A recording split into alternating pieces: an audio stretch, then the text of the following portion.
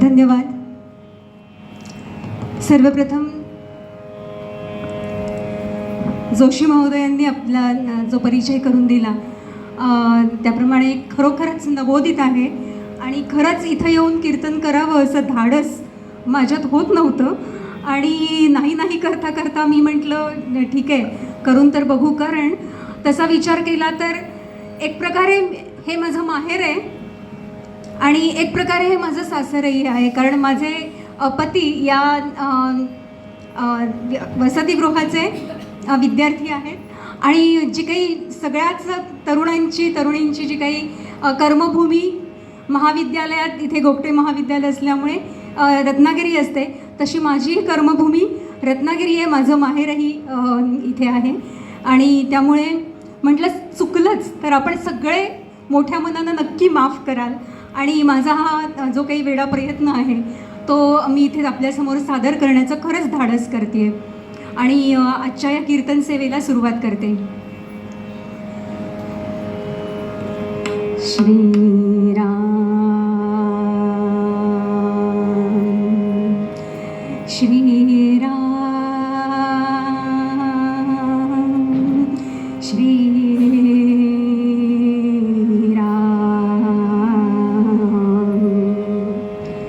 श्रीमन्महागणाधिपतये नमः. श्री सरस्वत्यै नमः. श्री गुरुभ्यो नमः. सर्वेभ्यो देवेभ्यो नमो नमः. सजयति सिन्दूरवदनो देवो यत्पादपङ्कजस्मरणं वासरमणिरिव तमसां राशिं नाशयति विघ्नानाम्. वक्रतुण्डमहाकाय सूर्यकोटि समप्रभ निर्विघ्नं कुरु मे देव सर्वकार्येषु सर्वदा. गुरुर्ब्रह्मा गुरुर्विष्णु गुरुर्देवो महेश्वरः गुरुः साक्षात् परब्रह्म तस्मै श्री गुरवे नमः. मूकं करोति वाचालं पङ्गुं लङ्घयते गिरिं यत्कृपातमहं वन्दे परमानन्दमाधवम्. ब्रह्मानन्दं परमसुखदं केवलं ज्ञानमूर्तिं द्वन्द्वातीतं गगनसदृशं तत्त्वमस्यादिलक्ष्यम्. एकं नित्यं विमलमचलं सर्वधि साक्षिभूतं भावातीतं त्रिगुणरहितं सद्गुरुं तं नमामि.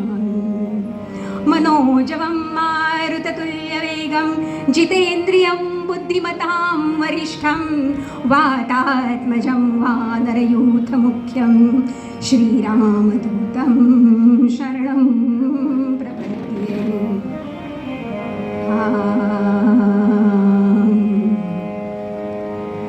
जय जय राम कृष्ण हरे राजा राम. जय जय राम कृष्ण हरे राजा राम. जय जय राम कृष्ण हरे राजा राम.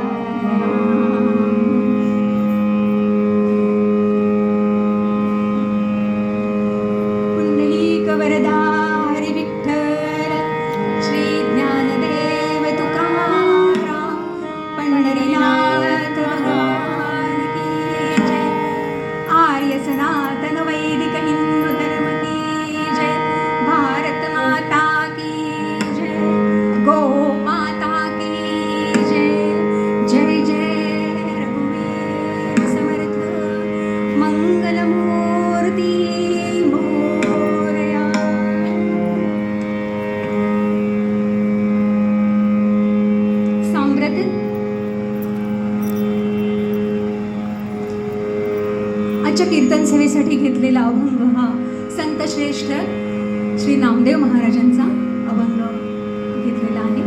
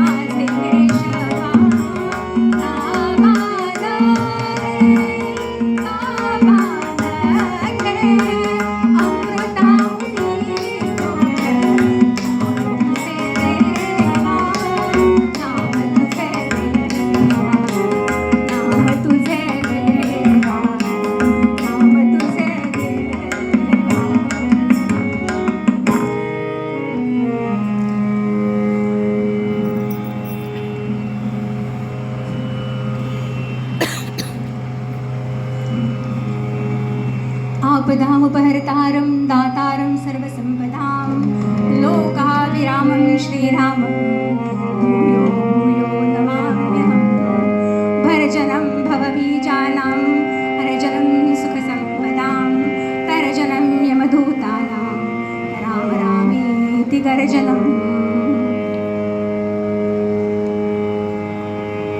खरं तर आज संत तुलसीदास यांची पुण्यतिथी आहे, श्रावण शुद्ध तृतीया. आणि त्यानिमित्ताने आज इथे कीर्तन सेवा करण्याची आपल्या सगळ्या श्रोत्यांच्या समोर, आणि तेही असे उत्कृष्ट असे साथीदार, आणि या साथीदारांच्या सोबत कीर्तन सेवा करताना माझ्यासारख्या नवख्या एका कीर्तनकाराला असं म्हणूया किती आनंद होत असेल, आणि त्यामुळे माझी काय अवस्था झाली असेल याची कल्पना तुम्ही तिथे बसून करू शकता. तर खरंच भाग्याचा दिवस आहे की अशा थोर संताचं चरित्र अशा श्रोत्यांच्या समोर अभ्यासू ज्येष्ठ, इथे सगळे ज्येष्ठ श्रेष्ठ असे आपण श्रोते आहात, आणि सगळ्यांना वंदन करते. माझी आता तुम्ही बघितलंच सगळ्या बाजूनी सांभाळून घेणारे माझे हात, हार्मोनियम, तबला आणि त्याचबरोबर टाळं, जे नको ते टाळं असं सांगायला बसले तिकडे. असे सगळेजण कसे सांभाळून घेत आहेत, या सगळ्यांना मी प्रथम वंदन करते, आपल्या सगळ्यांना वंदन करते. या संस्थेच्या सर्व जे काही पदाधिकारी आहेत, ज्यांचे ज्यांचे हात या कार्यक्रमासाठी लागले, अशा सर्वांना मी प्रथम वंदन करते आणि पुढे कीर्तन सेवेला प्रारंभ करते. संतश्रेष्ठ नामदेव महाराज यांचा हा अभंग आज निवडण्याचं कारण, खरंच या देवाच्या नावाव्यतिरिक्त अन्य काही गोड असू शकतं का हो? काय काय बरं गोड असू शकतं असं कोणी आपण विचारलं, काय काय गोड आवडतं असं जर कोणी आपल्याला प्रश्न विचारला तर आपण म्हणू, कोणी म्हणेल जिलबी आवडते, कोणी म्हणेल छे छे श्रीखंड त्याच्यापेक्षा चांगलं, कोणी म्हणेल छे छे छे छे आम्रखंड त्याच्याही पेक्षा चांगलं, कोणी म्हणेल हो त्यात काय आम्रखंड, हे तर आजकाल सगळं विकतही मिळतं, पुरणपोळीलाचा घाट तर केवढा असतो, आणि ती बाजारात मिळते, जशी घरात आपण करतो तशी काही बाजारात आपल्याला मिळत नाही, त्यामुळे ती मला आवडते. अशा सगळ्या गोड पदार्थांची नावं आपण सांगू, पण भगवंताचं नाम गोड म्हणून मला आवडतं असं म्हणणारे हे एकमेव कोण असू शकतात? संत असू शकतात. आपल्याला हे सुचायचंही नाही. आणि अशा या नामदेव महाराजांचा, ज्यांनी नामाला गोड म्हटलेला आहे, त्यांचा हा अभंग आजच्या या कीर्तन सेवेसाठी मुद्दाम निवडला. तर अमृताहुनी गोड नाम तुझे देवा असं नामदेव महाराज म्हणतात. याचा अर्थ नक्की त्यांनी तो चाखून पाहिलेला पदार्थ आहे, अमृतापेक्षाही त्यांना तो गोड लागलेला आहे, आणि म्हणूनच ते आपल्याला सांगतायत की अमृतापेक्षाही गोड. अमृत कोण चाखायला गेलंय? अमृत चाखायला गेलो असतो तरच आपण आज आपल्यापैकी इथे कोणीही उपस्थित नसतो, अमर म्हणून आपण त्या उच्च लोकामध्ये असतो. तर असं हे नाम त्यांनी चाखून बघितलंय, आणि ते अमृतापेक्षाही चांगलं आहे, गोड आहे, याची प्रत्यक्ष अनुभूती त्यांनी घेतली आहे. आणि ते आपल्याला म्हणून सांगतात की अमृताहुनी गोड नाम तुझे देवा. अरे हे देवा, तुझं नाव गोड आहे. देवाला सांगितलंय, आपल्याला नाही सांगितलंय, कारण आपण ते चाखून बघू की नाही त्यांना बहुतेक शंका असावी. अर्थात त्यांचा तेवढा अधिकार आहे, कारण ते नाम त्यांनी घेतलेलं आहे, आणि ते घ्यावं असं आपल्याला अप्रत्यक्षपणे ते सुचवतात. का बरं? मन माझे केशवा का बा न घे. केशवाला सांगतायत मन, आता माझं मन कसं आहे? मन वढाय वढाय उभ्या पिकात लढोर, किती हाकाला फिरी येतं पिकावर. मना, किंवा आपल्याला असं म्हटलंय मनोवेगाने एखादी गोष्ट, किंवा मारुतीराय मनोवेगाने उड्डाण करतात. म्हणजे काय? तर सगळ्यात वेगाने जाणारं काय असेल या जगामध्ये, या विश्वामध्ये, तर ते आपलं मन आहे याबद्दल तर दुमत असण्याची शक्यता नाही. त्यामुळे मन माझे केशवा काबा न, आता इतकं जर गोड आहे, एकदा आपण जर त्याची गोडी चाखली तर ते आपण पुन्हा पुन्हा घेऊ, पण याची गोडी चाखून बघायला आपण तयार तर असायला हवे ना. आणि तरी जरी आपल्याला कळलं की त्याची गोडी चांगली आहे, तरी पुन्हा आपलं मन येते परत ओढाळे, परत ते मनावरती नामावरती येईल का, त्याला पुन्हा पुन्हा वासरू जसं डाव्याला बांधावं लागतं ना आणून, तसं त्याला पुन्हा पुन्हा ओढून नामावरती आणावं लागेल, असं हे मन आहे. आणि म्हणून ते म्हणतात, अरे बाबा केशवा, तुझ्याच हातात आहे या माझ्या ओढाळ मनाला तुझ्या नामाची गोडी लावणं आणि नाम घ्यायला लावणं. ही तर कृपा तू माझ्यावर करू शकतोस. ती कृपा केलीस तरच माझं मन जरा थाऱ्यावर राहील आणि नाम घेण्याचा प्रयत्न करेल. सांग पंढरी राया काय, आता काय करू बरं मी, तुझं नाव गोड आहे, चांगलं आहे. वारीला सगळे लोक जातात, आषाढी कार्तिकी वारीला सगळे लोक जातात, नामस्मरणाच्या गजरामध्ये जातात, बरोबर आहे. पण कोणाला मिळते हो ही वारी? ज्याचं भाग्य आहे, ज्याच्या भाग्यामध्ये ती लिहिलेली आहे त्यालाच ती मिळते. नाहीतर आवाज आलेली पंढरपुरा रेशीपासून आली घरा, असं कित्येकांच्या बाबतीत होतं. नाही, यावर्षी काही झालं तरी आम्ही वारीला जाणार, त्या विठोबाचा तल्लीन होऊन नाम घेणार असं आम्ही म्हणतो. पण दारापर्यंत जातोय तोपर्यंत अतिवृष्टीचा इशारा मोबाईलमध्ये ती येतो आणि मग आमची पावलं दारातूनच मागे येतात. आणि मग आम्ही म्हणतो वारीला गेलो तर सगळ्यांबरोबर आमचं नामस्मरण होईल.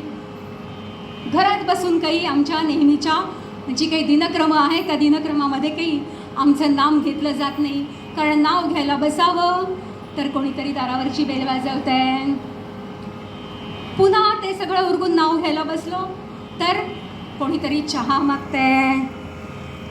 आता ठीक आहे, हे सगळं झालं, जेवण झालं, पोटभर सगळेजण तृप्त झालेत, आता तर निवांतपणी बसावं. नाही, मग अचानक कुठल्या तरी मैत्रिणीचा फोन येतोय, अगं अगं आज अमुक ठिकाणी जमायचंय, आज भिशी आहे आणि तू नाही आलीस तर मी रागावणार आहे. हां, झालं, नामस्मरणावरती काट मारली. ठीक आहे, ते काय घरातच करायचं आहे, आज नाही तर उद्या करू, असं म्हणता म्हणता ती वेळ मात्र कधीच येत नाही. आणि म्हणून हे साकडं कुणाला घालायचं? अरे बाबा भगवंता, तू जर माझ्याकडून करून घ्यायचं म्हटलंस तर तुला अशक्य असं काही नाही. म्हणून हे पंढरीनाथा, आता काय करू मी, तूच काहीतरी कर माझ्यासाठी. आता तुझं रूप जे आहे ते ध्यानासी माझ्या येत नाही. का ध्यानासी येत नाही? बघा, 5 मिनिटं प्रयोग करूया आपण. डोळे बंद करून बसा. काय काय डोळ्यासमोर येतं? सगळं चलचित्र डोळ्यासमोर येईल. आम्ही इथे कीर्तनाला बसलोय, मी मुद्दाम डोळे बंद करायला सांगत नाही, कारण इथे जे लक्ष लागलेलं आहे ते आणखी कुठेतरी वळायचं, ते मला परवडण्यासारखं नाही. आणि म्हणून काय रूप ध्यानासी न ये तुझे. मनात ज्या वेळेला डोळे आम्ही बंद करून बसतो, ध्यानाला बसतो, त्यावेळेला म्हणून सांगितलंय, प्राणाकर्षण करताना जे कोणी योगाचे असतील त्यांना माहीत असेल, प्राणाकर्षण करायचे म्हणजे प्राण आकर्षित करायचे, श्वासावरती लक्ष केंद्रित करायचे, असं कोणी सांगत नाही. ही प्राणाकर्षण क्रिया करत असताना तुम्हाला सांगितलं जातं आजूबाजूला काय काय आवाज येत आहेत, ऐका बरं. गाडीच्या हॉर्नचा आवाज येतोय, चिमण्यांचा चिवचिवाट येतोय, हार्मोनियमची साथ येतेय, आता हे सगळं पंख्यांचा घणघणाट ऐकू येतोय. आता या सगळ्यावरून आता सगळीकडून फिरून आलात का? आता तुम्ही श्वासावर लक्ष केंद्रित करा आणि नुसतंच श्वासावर केंद्रित करा असं नाही. आता मात्र इकडे तिकडे कुठेही भरकटायचं नाही. श्वास घेताना सो, श्वास सोडताना हम, सो हम, सो हम, सो हम, सहा अहम. हाच हाच मी आहे, हा जो श्वास आहे हाच मी आहे. आणि म्हणून मग आता याच्यावरती लक्ष केंद्रित केल्यानंतर 3 मिनिटं तुम्ही इकडे तिकडे कुठेही लक्ष तुमचं जाऊच द्यायचं नाही. याला तरच ते प्राणाकर्षण, सगळा प्राण आपल्या त्या श्वासामध्ये आकर्षित होतो आणि म्हणून ते प्राणाकर्षण. आणि हीच आपल्या ध्यानाची पहिली पायरी आहे. इथेच आपल्या ध्यानाला सुरुवात होते. ज्याला 3 मिनिटाचं प्राणाकर्षण जमलं त्याला ध्यान जमायला कठीण जाणंच शक्य नाही. तेच तर कठीण आहे ना. 3 मिनिटं प्राणाकर्षण करणं हेच कठीण आहे. नुसतंच लक्ष इकडे तिकडे जाऊ द्यायचं नाही असं नाही, तर तुम्ही मनातही कोणता विचार येऊ द्यायचा नाही.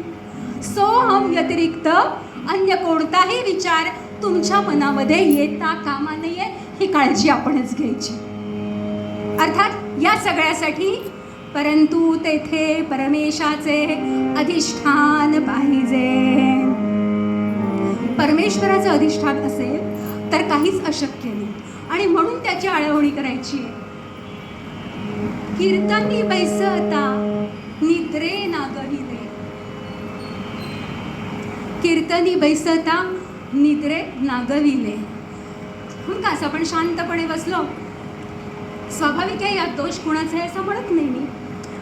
कारण बसण्यासाठी जर अन्य काही वेळ मिळतच नसेल तर कीर्तनालाच येऊन बसणार.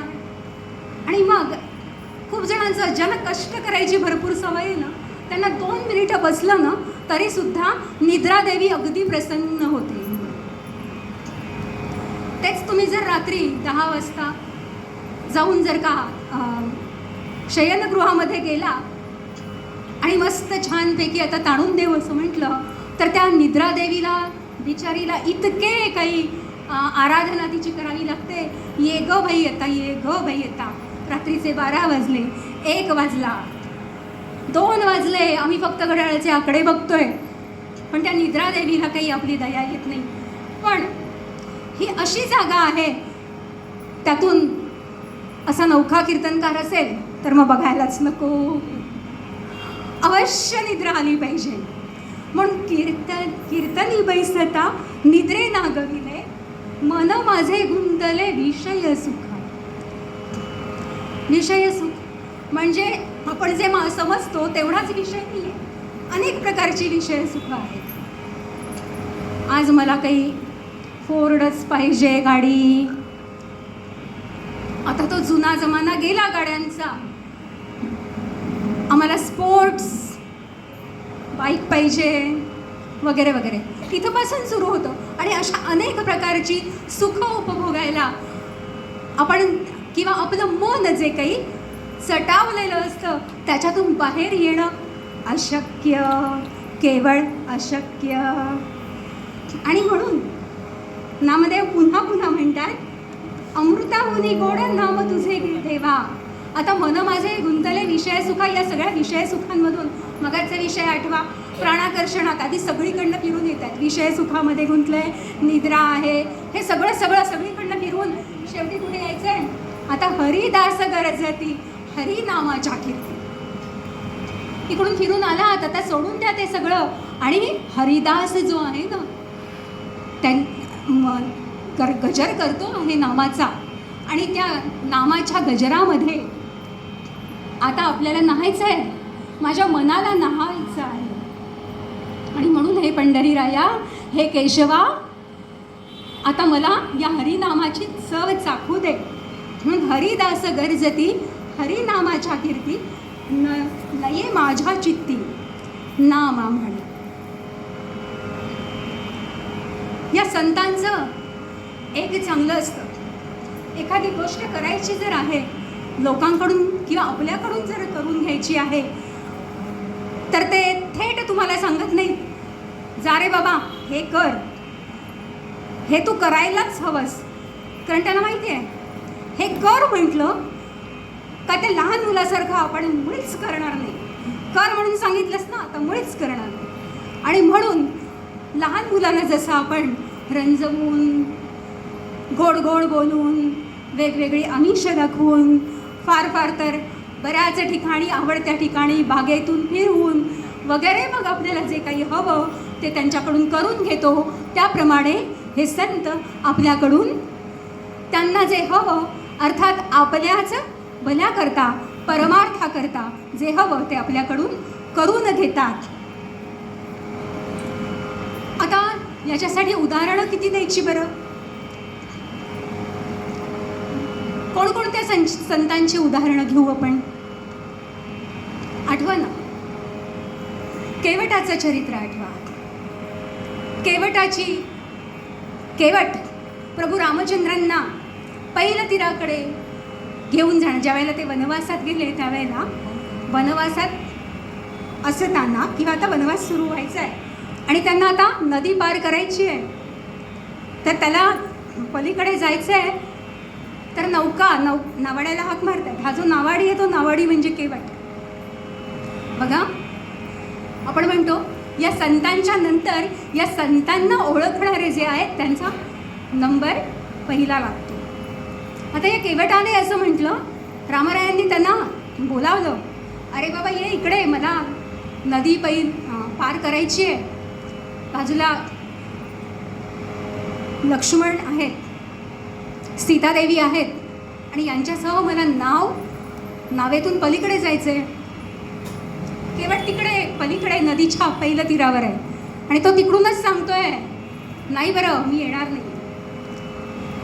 काय अधिकार आहे बघा, श्रीरामांना नाही म्हणून सांगतोय. तर म्हणाले, का रे बाबा येणार का नाही? तर तो म्हणाला, मला काय माहीत नाही का,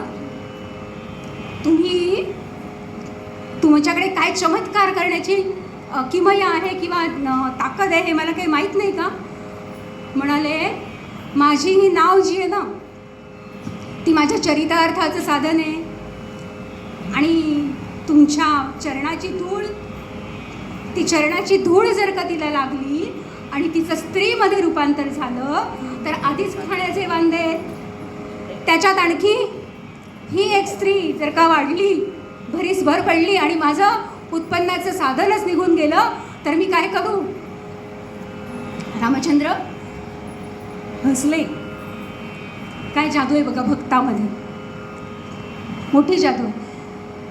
प्रभू रामचंद्र जे घरातून निघाल्यापासून वनवासाला निघाल्यापासून अत्यंत गंभीर होते, त्यांना त्यांच्या वदनावरती हास्य आणण्याची किमया या केवटामध्ये इतका थोर असा भक्त आहे तो. याच्यानंतर काय म्हणाला केवट? रामराया, बाकी सगळे सोपस्कार झाले, आपला आजचा तो विषय नाही त्यामुळे ती कथा मी सांगत नाही, पण बाकी सगळे सोपस्कार झाले आणि एकदाचा तो राजी झाला रामरायांना पलीकडे न्यायला. आणि मग रामराय म्हणाले की अरे, सीतादेवींना म्हणाले, माझ्याकडे तर काही नाही आहे पण तुझ्याकडची मुद्रिका आहे ती त्याला दे, ही नावेतून आपल्याला त्याने पहिलं तीरावर आणलं आहे. तर केवट म्हणाला, थांबा. रामचंद्र म्हणाले, अरे पण तुझे कष्ट असे मोफत घेणं मला पटत नाही. पण म्हणाला, नाही, कसं आहे ना की मी तुम्हाला इकडे ही जी समोर दिसणारी तरंगिणी आहे ना ती पार करायला मदत केली, पण जेव्हा मी तुमच्या नदी किनारी येईन त्यावेळेला, म्हणजे भवसागराची नौका जेव्हा मला पार करायची असेल त्यावेळेला हा हिशोब माझा तुम्ही चुकता करा. म्हणजे बघा, हे भक्तही केवढे हुशार असतात. अर्थातच या प्रभू रामचंद्रांच्या कृपेने केवटाची ही नौका, भवसागराची नौका अगदी लीलया श्रीरामांनी पार करून दिली. दुसरा जर का उदाहरण घ्यायचं झालं तर आपल्या वेणास्वामींचं. कीर्तन करता करता जसं हवं, भक्ताला जसं यावं तसं मरण त्यांना आलं. मरण नाही म्हणता येणार, रामतत्वामध्ये विलीन झाल्या. केवढी अगाध भक्ती असेल, आपण फक्त कल्पना केलेली बरी. पण यासाठी काय करायला हवं? यासाठी मूळ पदामध्ये नामदेवराय म्हणतात, अमृताहुनी गोड नाम तुझे देवा, नाम तुझे देवा, अमृताहुनी गोड नाम तुझे देवा, नाम तुझे देवा.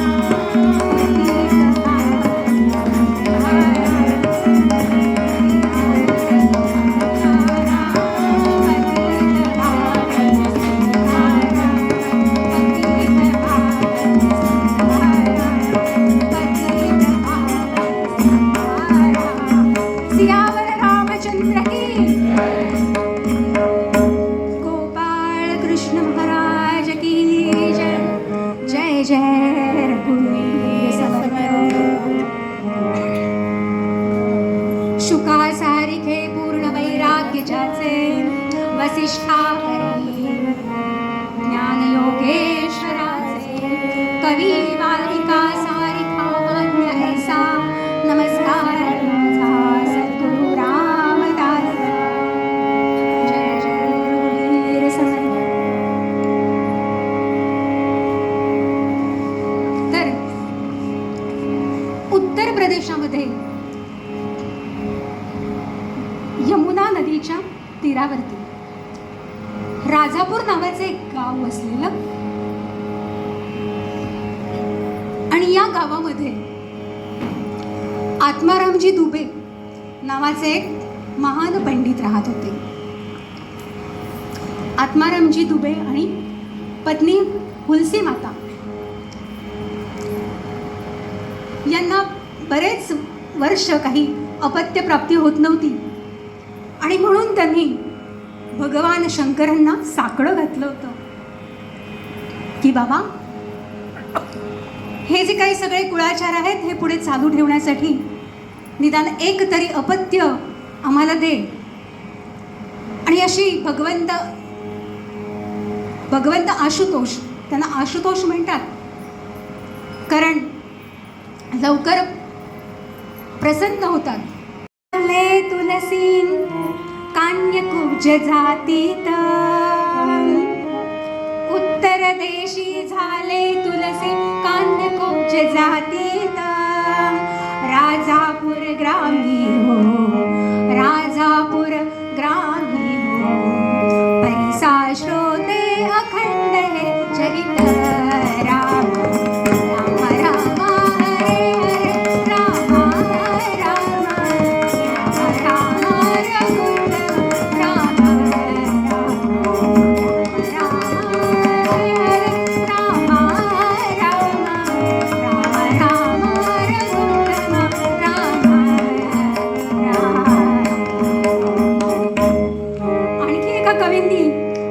केलंय।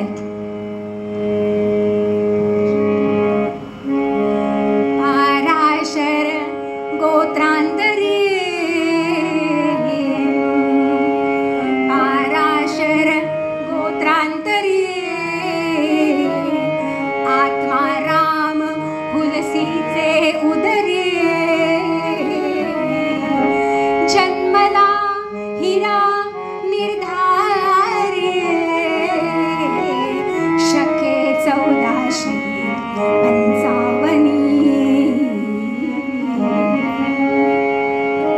तर अशा या राजापूर गावी पाराशर गोत्रामध्ये श्रावण शुद्ध सप्तमीच्या दिवशी हे पुत्ररत्न हुलसी मातेच्या उदरी जन्माला आलं।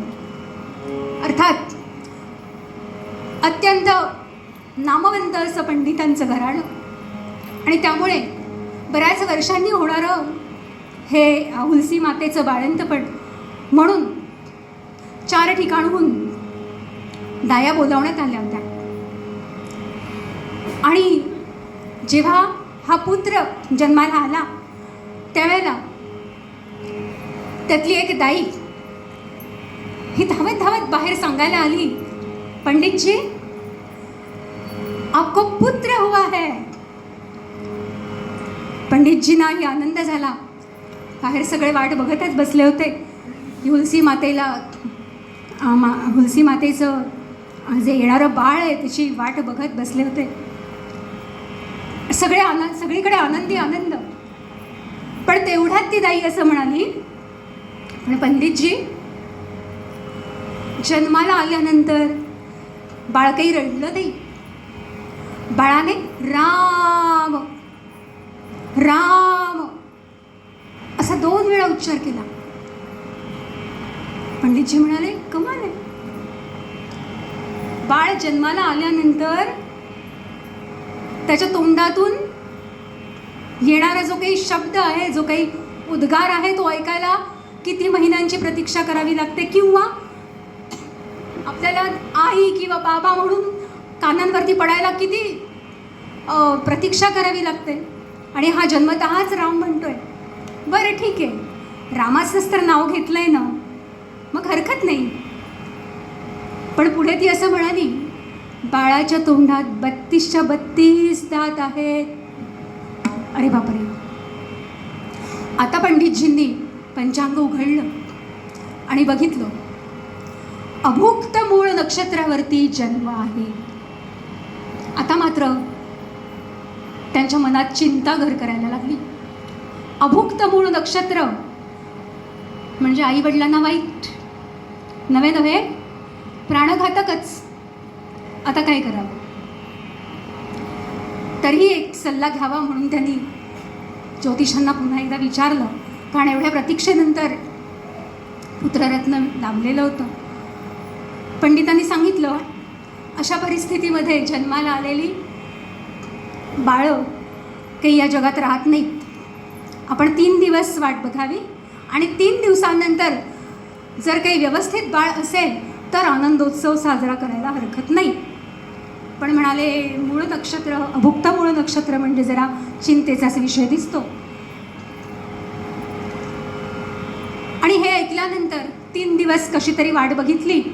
पण तरीसुद्धा आपल्यातही बऱ्याच जणांना माहीत असेल की असं सदंत जर का अपत्य जन्माला आलं तर बरेच अज्ञानी लोक त्याची हत्याही करून टाकत.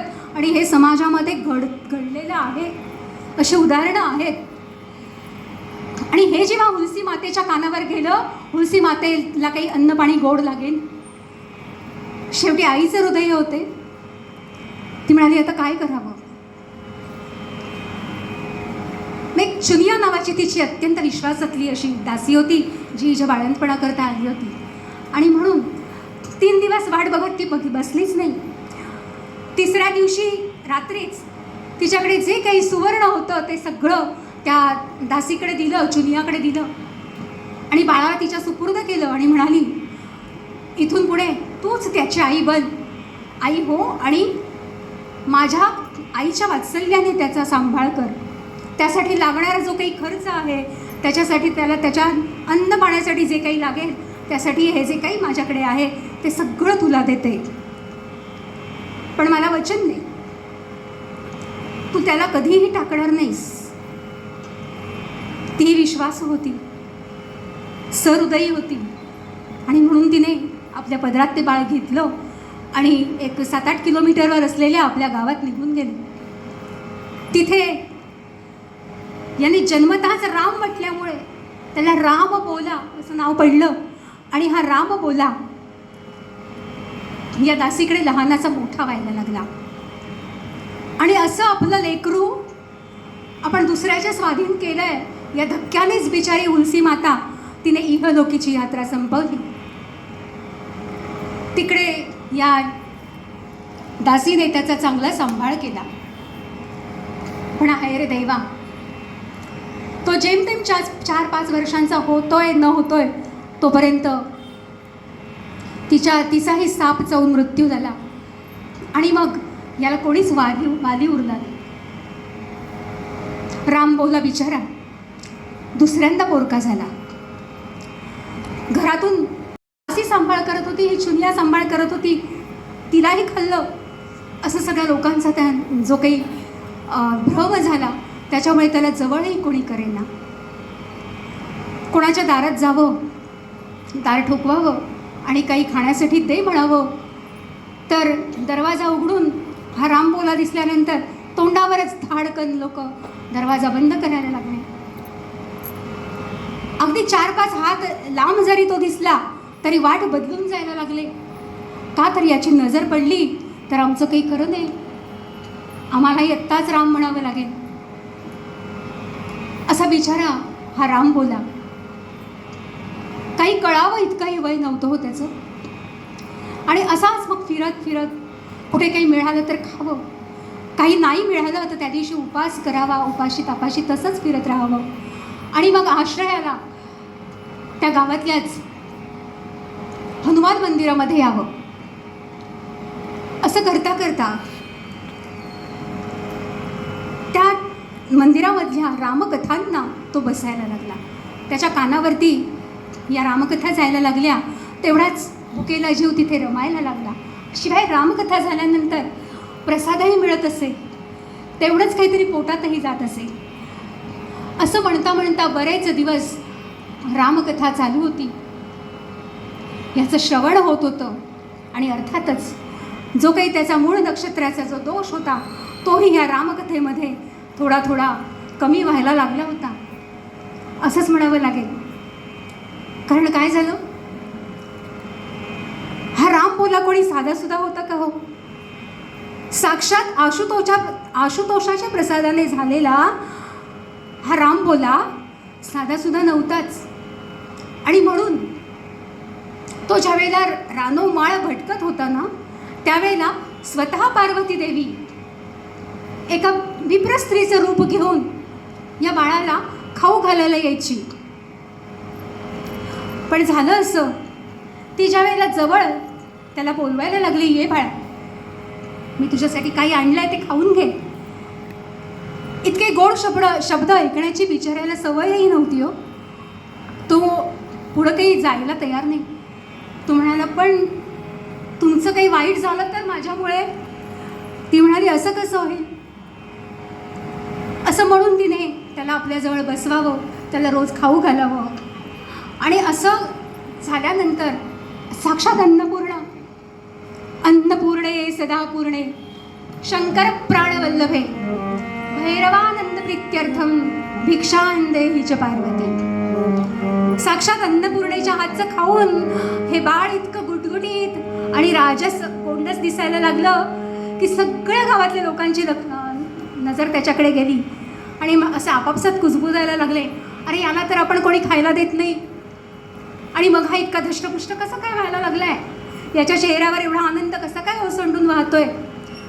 तर एक स्त्री अशी होती, ती म्हणाली, फार आवड होती की गुप्त गोष्टी ज्या असतात ना त्या बरोबर, म्हणजे जे काही गुप्त चाललेलं आहे, गुप्तहेर म्हणतो आपण. म्हणाले, मी काढते शोधून काय होतं. आणि एक दिवस जेव्हा ही पार्वती माता विप्र स्त्रीच्या रूपात आली होती आणि याला खाऊ घालत होती, त्यावेळेला तिने पाहिलं. खाऊन झाल्यानंतर विचारलं, कोण गं तू?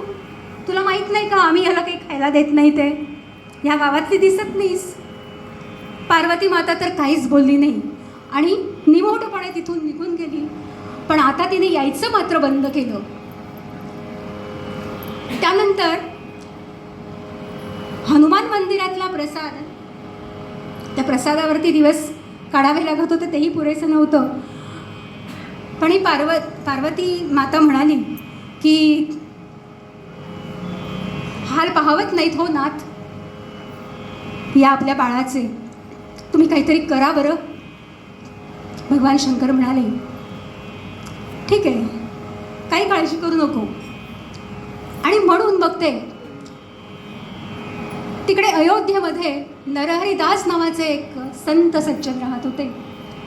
त्यांच्या स्वप्नात गेले आणि त्यांना दृष्टांत दिला की त्या राजापूर जवळच्या त्या गावामध्ये जा आणि तुम्ही तिथे रामकथा सांगता ना, तर तिथे एक असा छोटासा मुलगा आहे, त्याचं सगळं वर्णन केलं आणि त्याला तुम्ही घेऊन या, त्याचे पालक बना, त्याचं शिक्षण करा, त्याचं मौजीबंधन करा.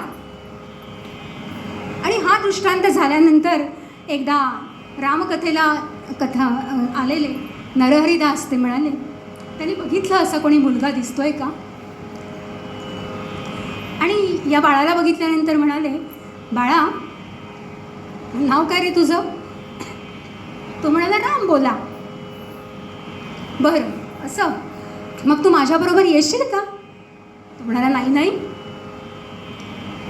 मग त्याने आपली सगळी कथा सांगितली त्यांना. सगळे लोक असं म्हणतात की मी जन्माला आल्यानंतर माझ्या आईला खाल्लं, त्यानंतर माझा जो सांभाळ करणारी जणू माझी आईच, अशा सुनिया मावशी होती तिलाही मी खाल्लं, आणि ज्याच्यावर माझी दृष्टी पडेल त्याचं काहीतरी वाईट होतं, आणि म्हणून मी जर तुमच्याकडे आलो आणि तुम्हाला काही झालं तर मला नाही आवडणार हो. ते ऐकल्यानंतर नरहरिदास कळवळले, म्हणजे बाळा असं कसं होईल सांग, तू इतके दिवस रामकथेला येतोस की नाही बरं? तो म्हणाला, हो. तू माझी कथा ऐकतोस की नाही? ऐकतो. मनापासून ऐकतोस का? हो, मनापासून ऐकतो. मग सांग बरं, मी काय सांगतो. याने सगळी रामकथा मुखोद्गत झालेली होती, सगळी ऐकवली. नरहरिदास म्हणाले, एवढं तेजस्वी बालक का बरं कोणी याला असं टाकलं असेल, त्याजलं असेल. ते आपल्याबरोबर घेऊन गेले, त्याचं मौजी बंधन केलं आणि संत सनातन स्वामींचा तिथे आश्रम होता, तिथे पाठशाळा चालत असे आणि तिथे त्याला दाखल केले. आता हे संत सनातन म्हणाले, असाच काही प्रवेश देणार का? कोणीही आलं आणि प्रवेश दिला असं होत नाही. त्याचा इंटरव्ह्यू घ्यायला लागतो, त्यासाठी आधी अर्ज करावा लागतो. अर्थात नरहरिदासांनी सांगितलं म्हटल्यानंतर त्यांचा शब्द मोडणार नव्हते ते, पण तरीही कुठून हे त्यांनी बाळ उचलून आणलंय आणि आपण ठेवून घेतलं असं व्हायला नको, म्हणून म्हणाले ठीक आहे, परीक्षा घेतो. म्हणून त्यांनी एक मंत्र त्याला लगेचच सांगितलं आणि म्हणाले की सांग बरं, लगेच म्हणून दाखव हा मंत्र. आणि तो गायत्री मंत्र त्यांनी जसाच्या तसा व्यवस्थित म्हणून दाखवला. ओम भूर्भुवस्वः तत्सवितुर्वरेण्यं भर्गो देवस्य धीमहि धियो यो नः प्रचोदयात्. चकित झाले आणि त्याच्या वाणीने एवढे त्याच्यावरती प्रभावित झाले आणि म्हणाले, आजपासून तू माझा शिष्य. आणि अशा प्रकारे नरहरिदासांनी मौजी बंधन करून दिलंच होतं, शिक्षणाचा अधिकार प्राप्त झाला होता आणि यांच्या वेदाध्ययनाला सुरुवात झाली. काही वर्षातच वेदशास्त्र संपन्न असा हा हिरा जेव्हा पंडित सभापूर्वीच्या काळी भरत असत, त्या पंडित सभेमध्ये वादविवाद घालताना अनेकांनी पाहिला. अतिशय नावारूपाला आलेलं असं हे व्यक्तिमत्व आता तुलसीदास म्हणून ओळखलं जायला लागलं होतं आणि रामबोलाचा तुलसीदास झालेला होता. होता होता वेदाध्ययन पूर्ण झालं होतं आणि आता वेळ झाली होती गृहस्थाश्रमामध्ये पाऊल टाकण्याची. आणि या पंडित सभेमध्ये वादविवाद करताना पाठकजींनी त्यांना पाहिलं आणि या पाठकजींना रत्नावली नावाची एक सुंदर अशी कन्या होती, तिच्यासाठी बरं संशोधन चालू होतं आणि म्हणून म्हणाले, अनायासे खूप चांगला वर आपल्यासमोर चालून आलेला आहे, तर पाहू. आणि म्हणून त्यांना विचारलं, बाळा काय करतोस? आणि मग त्यांनी मुद्द्याला हात घातला की ही कर्तव्य आहे का? तुलसीदास म्हणाले की ठीक आहे. असं म्हणतात, कन्या वरयते रूपम माता वित्तम. पण यांनी असं म्हटलं की माझं कुळ काय, माझं गोत्र काय, हे सगळं मी तुम्हाला सांगतो, असा घाईघाईने विचार करू नका. आणि म्हणून त्यांनी सांगितलं. आता ही सगळी हकीकत कळल्यानंतर ते म्हणाले, ठीक आहे, इतके वर्ष रामकथा करतोय, एवढं सगळं वेदाध्ययन झालंय आणि एवढा तुझा अधिकार आहे, तर तो सगळा दोषही तुझा दोष परिहार झालेला आहे. मला काही त्याच्याबद्दल मनात माझ्या काहीही शंका कुशंका नाही आहे आणि म्हणून माझी कन्या मी तुला देऊ इच्छितो.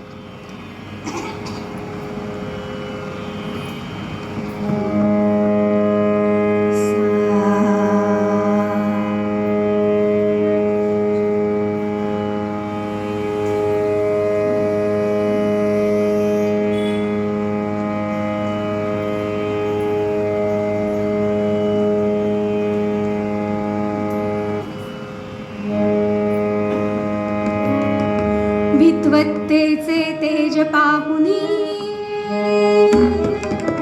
विद्वत्तेचे तेज पाहुनी दीनबंधू पाठकनी, विद्वत्तेचे तेज पाहुनी दीनबंधू पाठकनी. आपुली कन्या रत्नावली, आपुली कन्या रत्नावली, अर्घ्यही सन्मान, अर्घ्यही सन्मान.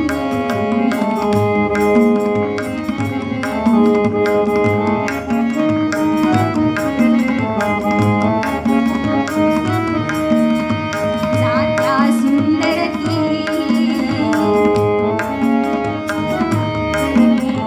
जात्या सुंदरती, जात्या सुंदरती, वाटे जन्मली फिरुनी रती, वाटे जन्मली फिरुनी रती.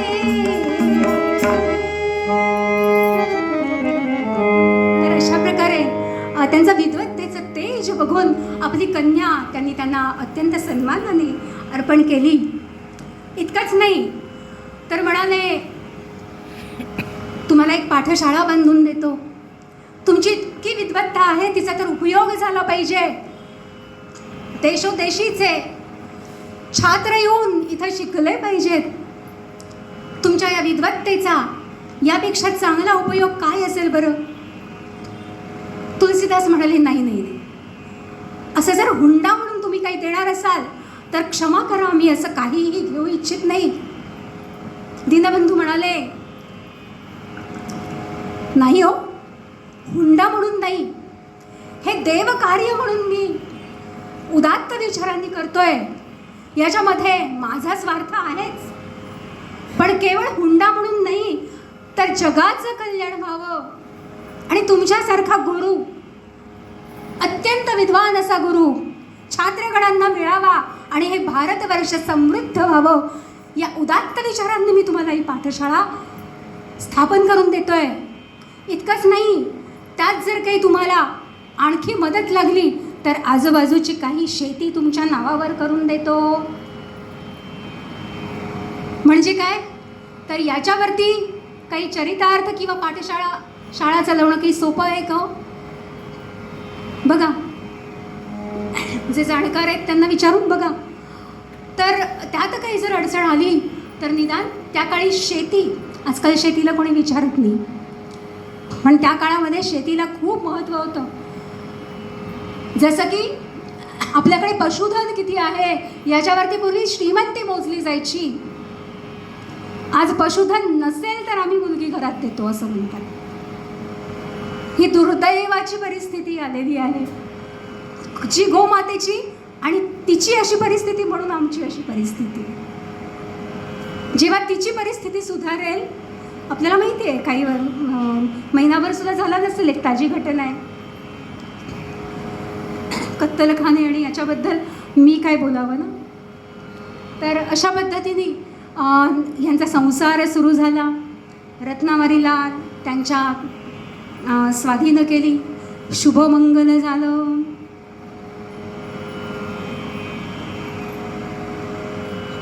आता लग्न सोहळाच तो किती दिवस चालला, आणि तोही दीनबंधू पाठक मोठी असामी होती. किती दिवस चालला असेल आपण फक्त इथे बसून कल्पना करूया. आणि अतिशय गुणवान, सच्शील, सर्व गुण संपन्न अशी रत्नावली, अतिशय सुंदर अशी. मग अशी वर्णन ऐकलंच आपण. रतिहू, मर्यादा आहे इथे त्यामुळे जास्त काही बोलत नाही. रतिहून सुंदर मदन मंजिरी, मदनाचे वरदान तुला. अतिशय सुंदर, अर्थात त्याचा व्हायचा तोच परिणाम झाला. हे एवढे विद्वान आणि नावारूपाला आलेले तुलसीदास पत्नी आल्यानंतर तिच्या भोवती भ्रमरासारखे फिरायला लागले. कुठेही मन रमेना. पाठशालेमध्ये नाही, बाहेर कुठे काही बाजारहाट करायला गेलो नाही. जिथे रत्नावली तिथे मी. आणि म्हणून असं करता करता करता 5 वर्ष लोटली. बरं, रत्नावलीला माहीत होतं की हा अत्यंत विद्वान आपला पती आहे आणि जेवढी ती सुंदर होती, सौंदर्यवती होती, तेवढीच अत्यंत बुद्धिमान सुद्धा होती.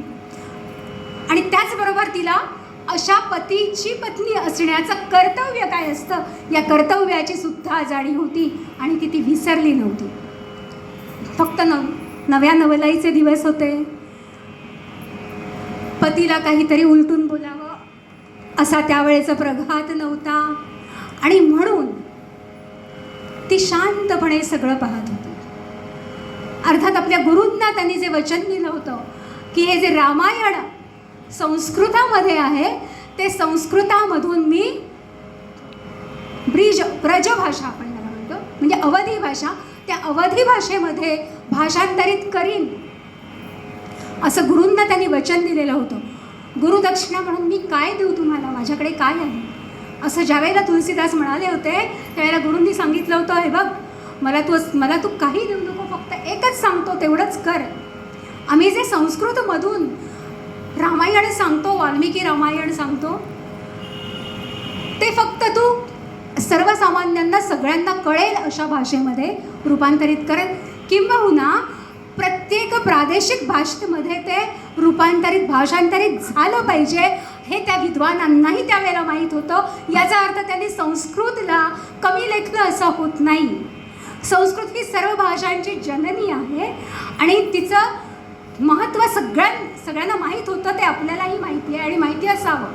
पण तरीही प्रादेशिक भाषा कमी महत्त्वाची ठरत नाही आणि म्हणून अवधी भाषेमध्ये तुम्ही ते भाषांतरित करावं, तेवढी तुमची विद्वत्ता आहे आणि म्हणून तुम्ही मला ती गुरुदक्षिणा द्या असं त्यांनी सांगितलं होतं. हे रत्नावलीला माहीत होतं. आता असं झालं, रत्नावली बिचारी लग्नाला 5 वर्ष झाली तरी माहेरी काही गेलेली नाही. ती जर का माहेरी जायला निघाली किंवा जर का तिला माघारी आलंय की तुलसीदास म्हणायचे, आज काही आमच्याकडे श्राद्धच आहे, आज काही आमच्याकडे हाच कार्यक्रम आहे, तोच कार्यक्रम आहे, असं कारण सांगून पुढे पुढे पुढे पुढे दिवस ढकलत होते. एक दिवस असं झालं की हे दीनबंधू पाठक आजारी पडले आणि या रत्नावलीचे बंधुराज तिला न्यायला आले. रत्नावली म्हणाली, आजही मला काही यायला मिळेल असं वाटत नाही आणि म्हणून तुलसीदासांना बाहेर पाठवलं, कामाला चालले होते, जाऊ देत म्हणाले.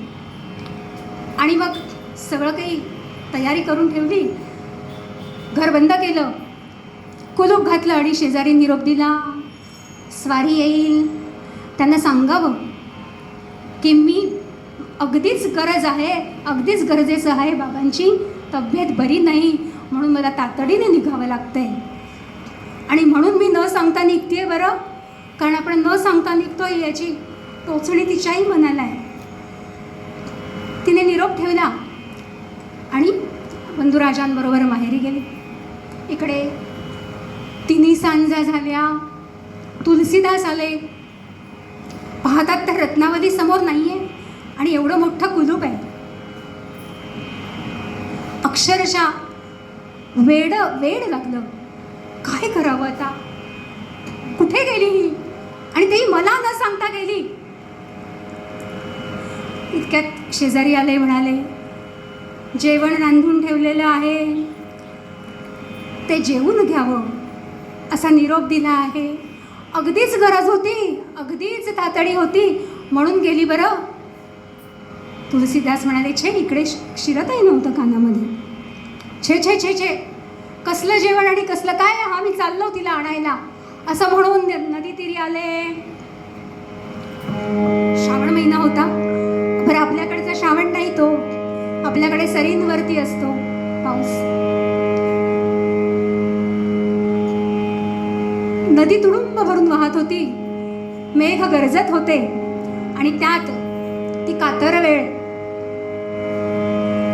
घन गरजत बरसत बूंद बूंद, घन गरजत बरसत बूंद बूंद, घन गरजत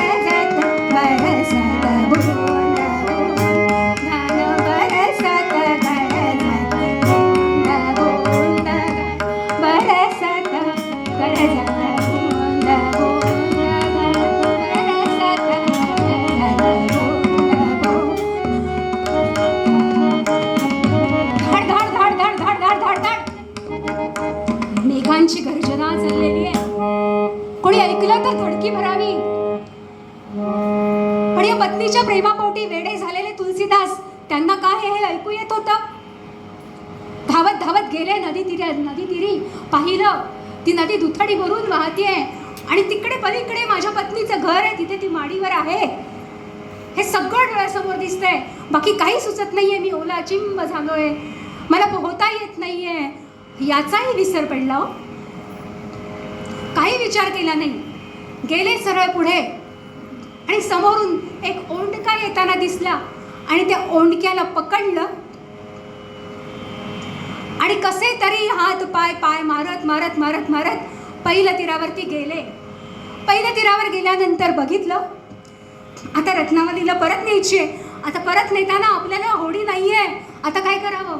आता हाच ओंडका इथे झाडाला बांधून ठेवतो आणि मग जाताना मला तिला नेताना तो उपयोगी पडेल म्हणून झाडाला तो ओंडका बांधून ठेवला आणि गेले तिच्या महालाजवळ. आता वरती कसं चढावं बरं. हे जामात एवढ्या रात्री किंबहुना अपरात्री असे हे ओले चिंब या अवस्थेत आलेत आणि दरवाजा राजरोसपणे ठोकून जर गेले तर तेवढं भान असावं बहुतेक त्यांना. बघितलं वरती तर सज्जातून एक दोरी खाली लटकलेली दिसली, खाली सोडली आहे. हां, रत्नावलीला माहीत असणार जेवढं माझं तिच्यावर प्रेम आहे तितकंच तिचंही माझ्यावर प्रेम आहे आणि म्हणूनच तिला माहीत होतं की मी येणार आहे आणि म्हणून ही दोरी तिने इथे सोडून ठेवली असणार. म्हणून त्या दोरीला पकडलं आणि पकडून वरती गेले आणि त्या गवाक्षातून आत होडी टाकल्यानंतर रत्नावली असं म्हणून ओरडल्यानंतर एकदम दचकून जागी झाली आणि म्हणाली, कोण नाथ, तुम्ही इथे आणि या अवस्थेत. रत्नावली म्हणते, इथे यावेळी कसे आलात. ती म्हणतीये, कारण रत्नावली मगाशीच म्हटलं मी बुद्धिमान होती, कवी हृदयाची होती. ओले का दिसता तुम्हीच पुरते, ओले का दिसता तुम्हीच पुरते, पोहून आलो नदी, नौका ना दिसली तटी, नौका ना दिसली तटी, तरी मी झेपावलो मी कधी.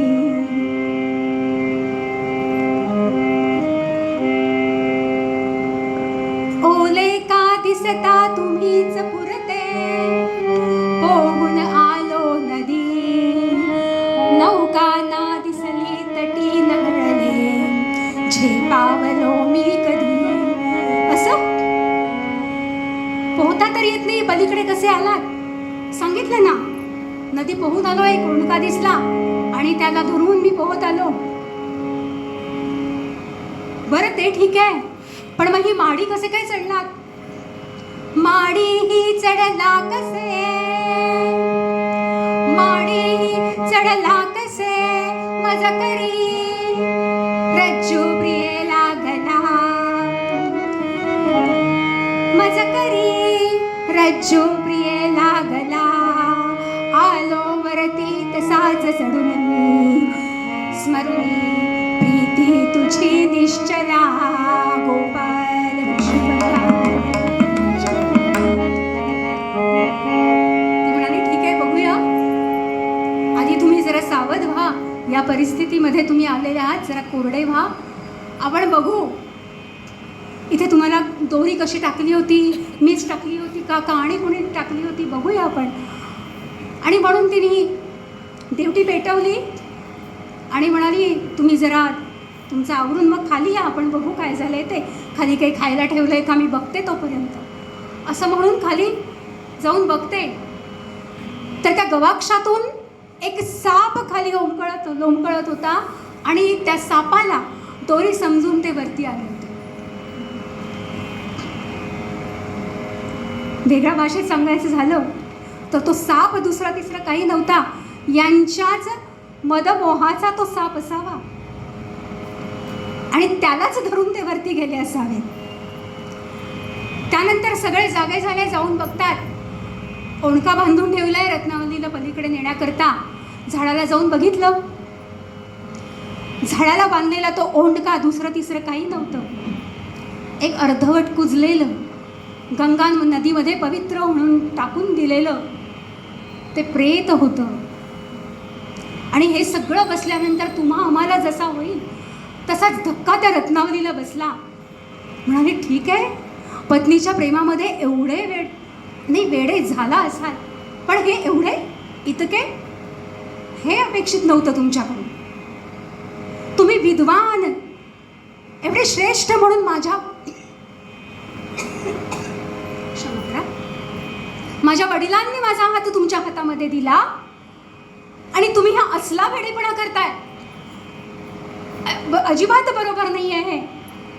तुम्ही तुमच्या ध्येयापासून ढळलेले आहात आणि या सगळ्या ध्येयाला ढळण्यासाठी कारणीभूत कोण झाली आहे तर मी. कवींनी याचं वर्णन केलंय. ते कसे आले पोहून.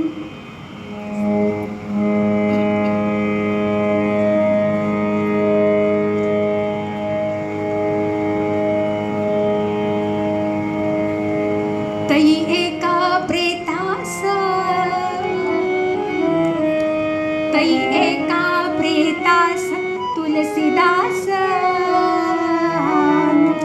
धरून गेले हो पैल तटाकास. पंचबाणेचा विभल असे झाला, पंचबाणेचा विभल असे झाला. भानभूत ना काही उरत त्याला, भानभूत ना काही त्याला.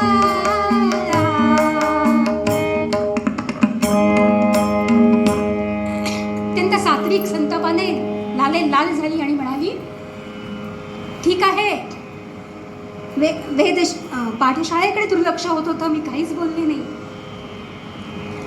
आज ना उद्या तुम्ही तिकडे लक्ष द्याल. शेवटी तुम्हीही पंडित आहात या असा विचार करून मी गप्प बसते. पण त्या गुरूंना दिलेलं वचन तेही तुम्ही विसरलात आणि आज तर अशी लक्षणं दिसत आहेत ते तर तुम्ही कधीच पूर्ण करू शकत नाही. काही वाटतं का तुम्हाला? एका नाशवंत देहासाठी तुम्ही इतके वेडे झालेला.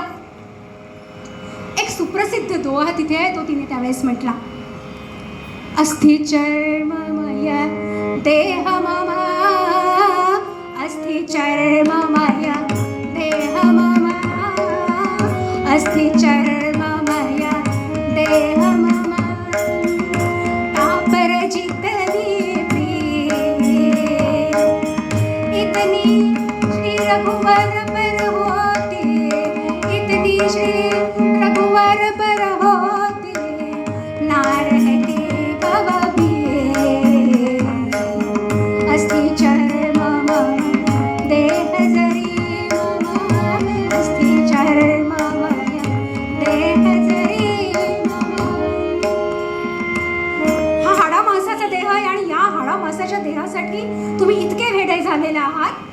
एवढी याच्या निम्म्याने जरी तुम्ही प्रीती त्या रघुरायावर केली असतीत ना तर आज गुरुजींना दिलेलं वचन तुम्ही पाळलं असतं. इतकंच नाही तर भवभीत या संसाराचं कल्याण तुम्ही केलं असतं. या संसाराची भयताप तुम्ही हरला असतात. केवळ स्वतःच नाही तर या अखंड मानव जातीचं कल्याण तुम्ही केलं असतं. आणि एवढी तुमच्याकडे तुमची योग्यता आहे म्हणून गुरुजींनी तुम्हाला हे सांगितलं होतं. आणि आज तुम्ही काय करता? या सगळ्याचा विसर पडलाय तुम्हाला. मी येत नाही म्हणाली, मी तुमच्याबरोबर येत नाही. तुम्ही जोपर्यंत गुरूंना दिलेलं वचन तुम्ही पूर्ण करत नाही तोपर्यंत मी येत नाही असं म्हटल्यानंतर ज्या स्वप्नामध्ये तुलसीदास रममाण झालेले होते, जी डोळ्यांवर झापडं लागलेली होती, पत्नी प्रेमाची, षड्रिपूंची म्हणू आपण, मोह माया या सगळ्याची, ती सगळी खाडकन उकळली. डोळ्यातून पश्चात्तापाचे अश्रू वाहायला लागले. तिथून तिला नमस्कार करून ते तडक निघाले. पत्नीला नमस्कार का केला? आज तिने त्यांना आठवण करून दिली होती. आज गुरूंच्या ठिकाणी ती होती आणि त्याच्यामुळे हे सगळं पुढचं साध्य त्यांना होणार होतं. जे त्यांच्या आयुष्याचं ध्येय होतं, जे जन्माला येतानाच त्यांना माहीत होतं आणि म्हणूनच जन्माला येताना त्यांनी राम असं म्हटलं होतं.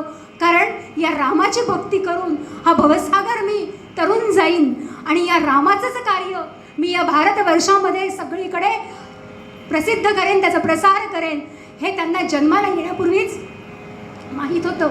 पुण्यात्मा होता तो आणि पृथ्वी तलावर आल्यानंतर हा भरकटायला लागला होता आणि त्याला जाग्यावर आणण्याचं, त्याचं स्मरण करून देण्याचं काम केलं होतं आज त्यांच्या पत्नीने, रत्नावलीने. आणि म्हणून तिला दंडवत घातला आणि म्हणाले, मी माझं कार्य पूर्ण केल्याशिवाय तुला तोंडही दाखवणार नाही. असं म्हणून तिथून जे निघाले ते चित्रकूट पर्वतावरती आले. आणि चित्रकूट पर्वतावरती रामायणातला सुप्रसिद्ध चित्रकूट पर्वत आपल्याला माहिती आहे. या पर्वतावरती रामनामाचं नामस्मरण करायला लागले. दिनक्रम चालू होता. श्री रामचंद्र कृपाळु भजन हरण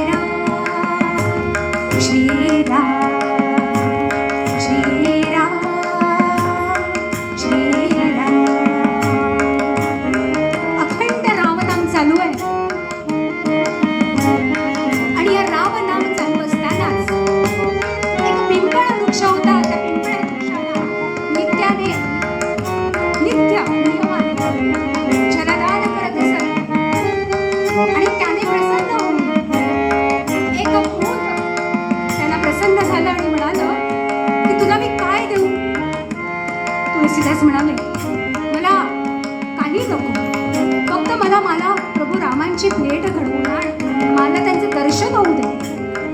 भूत म्हणाला, अरे बाबा, माझ्या समोर त्या रामांचं दर्शन घेऊ नको, कारण जिथे राम आहे तिथे मी नाही आणि जिथे मी आहे तिथे राम नाही. पण मी तुला एक सांगतो, तू रामकथा श्रवण करतोस की नाही चित्रकूटावरती, तर तिथे सगळ्यांच्या आधी रामकथेला एक गृहस्थ येऊन बसतात आणि रामकथा पूर्ण झाल्यानंतर सगळ्यांच्या शेवटी ते जातात. कृष्ण रूपात येतात, नीट लक्ष ठेव. आणि ते तुला जर प्रसन्न झाले ना, तर ते तुला रामाचं दर्शन करून तुळशीदास म्हणाले, बरं. आणि म्हणून ते रोज लक्ष ठेवून राहिले. बघितलं तर खरोखरच एक वृद्ध गृहस्थ सगळ्यांच्या आधी यायचे आणि सगळ्यांच्या शेवटी मग जायचे. एक दिवस ते धावत धावत धावत त्यांच्या मागून गेले आणि त्याला थांबवलं. आजोबा थांबा. आजोबा म्हणाले, बाजूला हो. अरे माझ्या जवळ सुद्धा कोणी येत नाही, मी कुष्ठरोगी आहे, दिसत नाही तुला. तुळशीदास म्हणाले, क्षमा करा, क्षमा करा मला, पण मला असं कळलंय की तुम्ही रामांचं दर्शन घडवू शकता आणि मी तुम्हाला ओळखलंय, तुम्ही दुसरे तिसरे कोणी नाही, तुम्ही मारुती राय आहात हे मला माहिती आहे. म्हणून साष्टांग दंडवत घातला आणि म्हणाले, मला प्रभू रामांचं दर्शन घडवा, कारण रामांचं दर्शन हेच माझ्या आयुष्याचा अंतिम साध्य आहे आणि जोपर्यंत ते मला होत नाही तोपर्यंत मला मुक्ती मिळणार नाही. त्यामुळे माझ्यावरती कृपा करा आणि मला रामांचं दर्शन घडवा. हनुमंत प्रसन्न झाले आणि म्हणाले, ठीक आहे, मी सांगतो तसं कर. या चित्रकूटावरती चंदनाची सेवा तू कर आणि ही चंदन सेवा करत असताना तुला प्रभू रामचंद्र दर्शन देतील. आता चित्रकूट म्हणजे अत्यंत उष्ण हवामानाचा प्रदेश आणि या प्रदेशामध्ये चंदन वृक्ष मुबलक प्रमाणात आहेत. त्यामुळे तिथे येणाऱ्या सगळ्या भक्तगणांना चंदन लावण्याची, चंदनाचा तिलक करण्याची प्रथा आहे. तुळशीदास ती सेवा करायला लागले. रोज उठावं, स्नान संध्या करावी, चंदन उकाळावं आणि येणाऱ्या जाणाऱ्या भक्तांना चंदनाचा तिलक करावा. असं म्हणतात चित्रकूट के पर्वत पर भई संतन की भीड़, चित्रकूट के पर्वत पर भई संतन की भीड़, तुलसीदास चंदन घिसे, तुलसीदास चंदन घिसे, तिलक करे रघुवीर, तिलक करे रघुवीर. तर एक दिवस असं झालं की चंदन सेवा करत असताना एक अत्यंत सुकुमार असा राजकुमार तिथे आला आणि तुलसीदासांची काय तंद्री लागली होती ते फक्त चंदन गाळत होते. हे बालक समोर येऊन बसलं तरी यांनी काही मान वर करून त्याच्याकडे बघितलं नाही. तिकडे हनुमंतराय म्हणतायत, अरे बाबा, ज्याच्यासाठी तू तडपतो आहेस तो तुझ्या समोर उभा आहे, अरे ओळख त्याला, ओळख.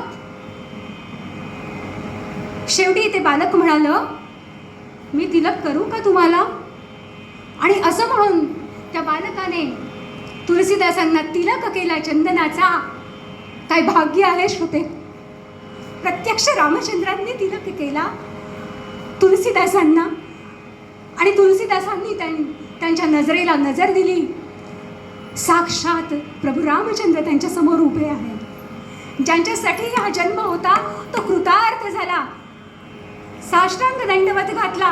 प्रभू, तुमचीच आस होती हो, बाकी काहीच नव्हतं.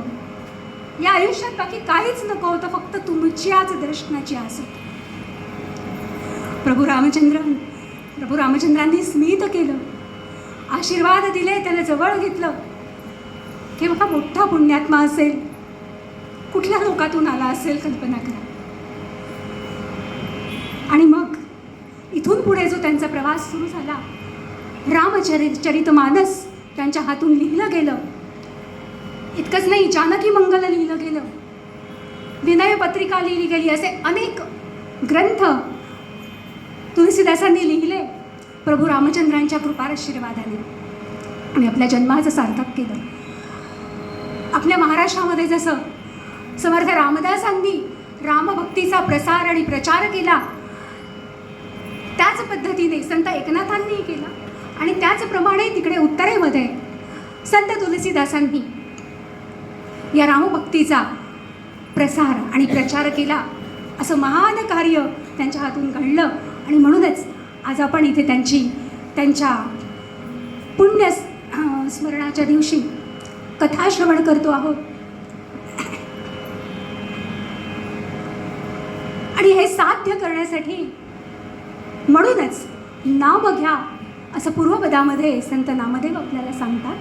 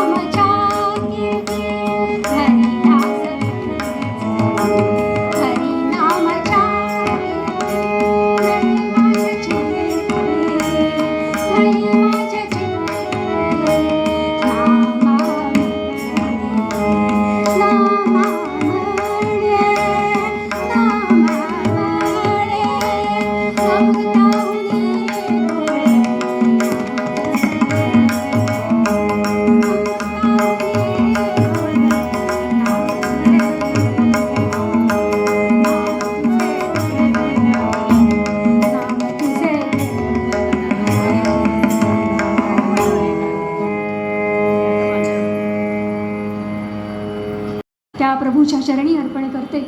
जे काही चुकलं ते सगळं माझं होतं आणि जे काही चांगलं जर झालं असेल तर ते सगळं गुरूचं होतं, त्या परमेश्वराचं होतं.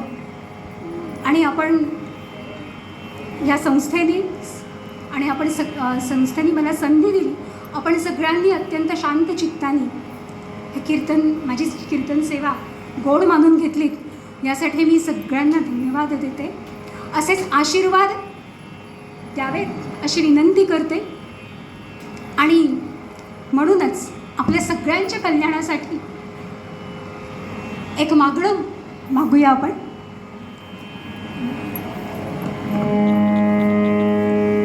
हे चिदा